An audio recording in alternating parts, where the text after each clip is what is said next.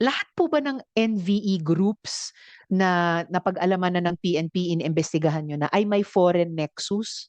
Or may link sa foreign organizations? Or mayroon na din bang local o homegrown na ganyang klaseng mga grupo?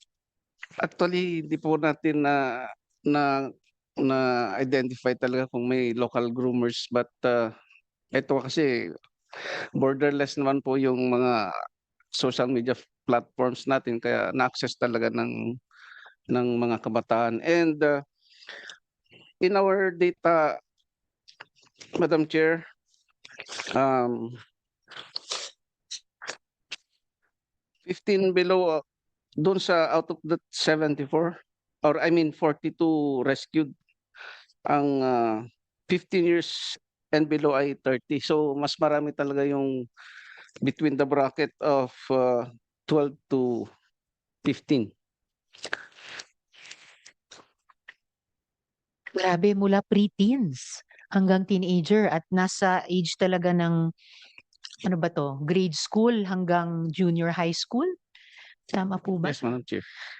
Okay, so talagang sa mga young people talaga natin yung demonstrated na panganib o harm sa ngayon based pa lang dun sa na-rescue nyo. Yes, Yusek Paraiso. Madam Chair, on the question po, and I'd like to help our friends po and give context.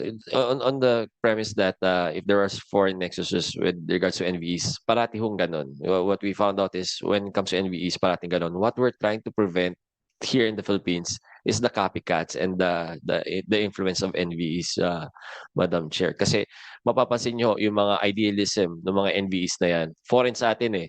Racism, white supremacy. So foreign ho sa atin sa Pilipinas yan. Pero yung ang nangyayari, yung mga kabataan natin, pag na-expose sa ganyan, na parang either na nahuhumaling doon or nagiging copycat doon. Yun yung piniprevent natin dito sa Pilipinas, Madam Chair. Thank you, Madam Chair.